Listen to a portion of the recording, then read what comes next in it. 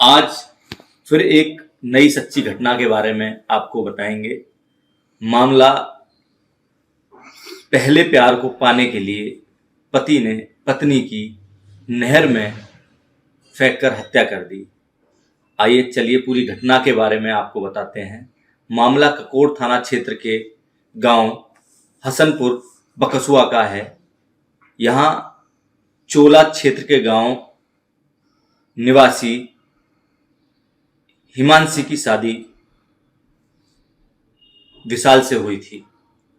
शादी से पहले ही विशाल का गांव की ही एक युवती हेमा से प्रेम प्रसंग चल रहा था। प्रेम प्रसंग के दौरान न तो विशाल की उम्र 18 साल थी और न ही उसकी प्रेमिका हेमा की उम्र 18 वर्ष थी।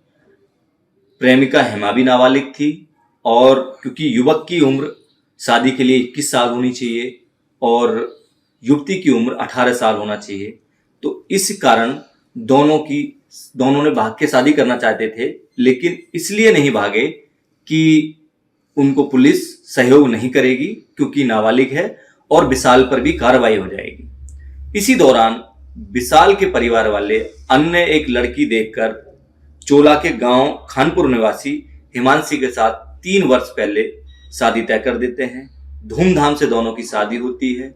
शादी के बाद भी विशाल लगातार अपनी प्रेमिका हेमा से मिलता रहता था। इसके बारे में हिमांशी को पता चल जाता है। हिमांशी इसका विरोध करती थी कि आप अपने इस लड़की का साथ छोड़ दीजिए, अगर आप ऐसा नहीं करेंगे तो मैं आपको छोड़कर चली जाऊंगी। इस बात को लेकर आए दिन उनके घर में कलेश रहता था। हेमा लगातार विशाल पर दबाव बना रही थी कि आप अपनी पत्नी को छोड़ दीजिए और मेरे साथ रहिए क्योंकि हमारा कई वर्षों से संबंध है, नहीं तो मैं आपके खिलाफ कार्रवाई करूंगी। अब विशाल और हेमा ने फिर प्लानिंग करते हैं कि इसको कैसे रास्ते से हटाया जाए।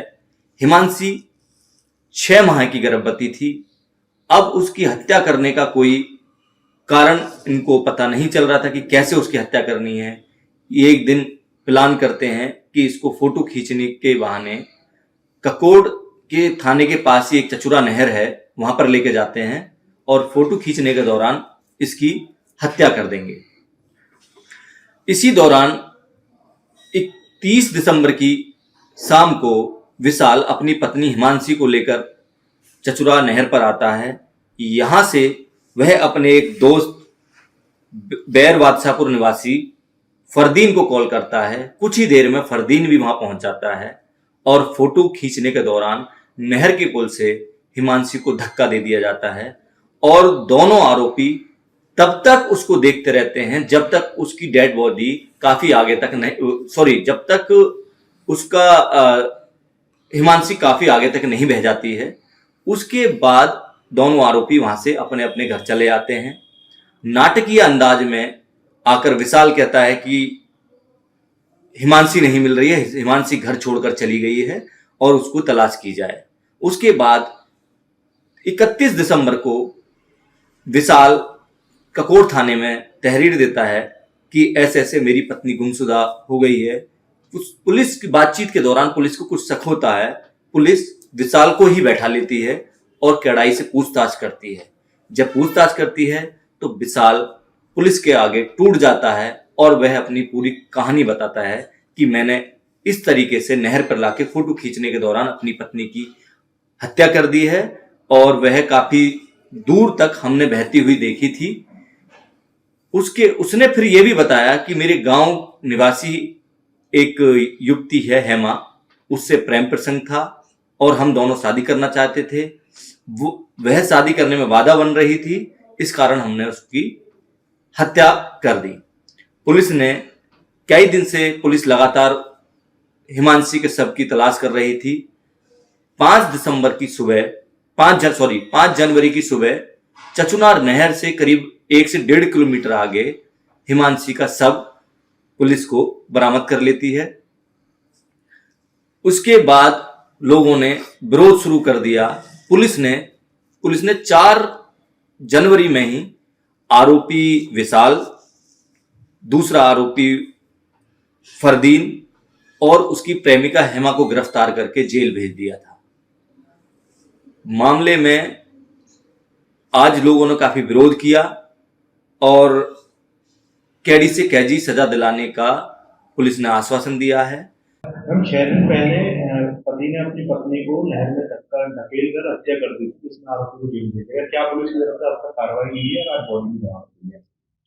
देखिए, दिनांक 31/12/2024 को परिजनों के तहरीर के आधार पर थाना ककोड़ में मुकदमा पंजीकृत किया गया था।